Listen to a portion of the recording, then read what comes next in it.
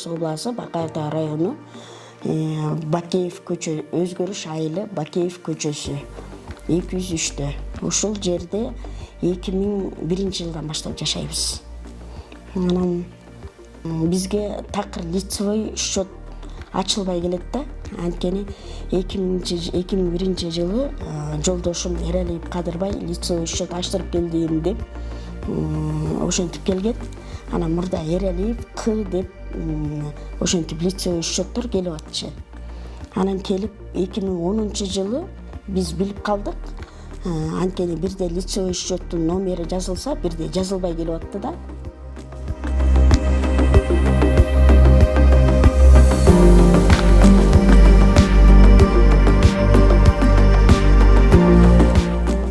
Мен кайненем Эралиева Калича. Чалбаганын билгенден кийин мен рейстин жооптуу кызматкерлерине кайрылдым.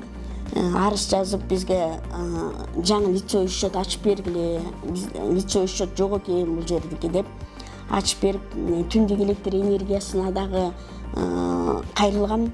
Ал жерге дагы ал жооптуу кызматкерлерине да заявление жазып кайрылганбыз.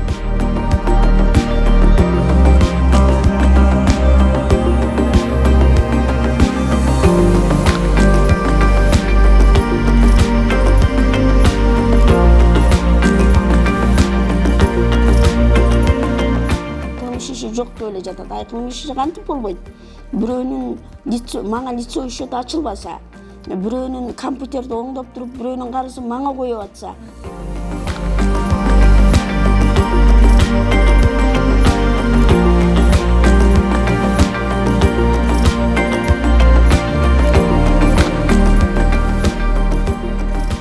Анан мурда кайрылганбыз Бекмурзаевга. Бекмурзаев дагы ушул жака жумуштар менен келип калыптыр.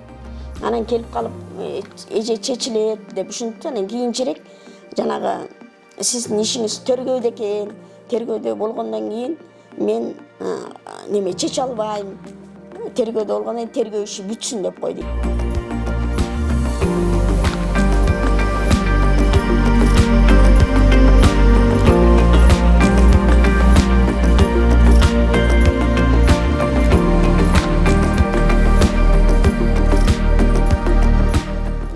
Эмнеге төлөйм дедим.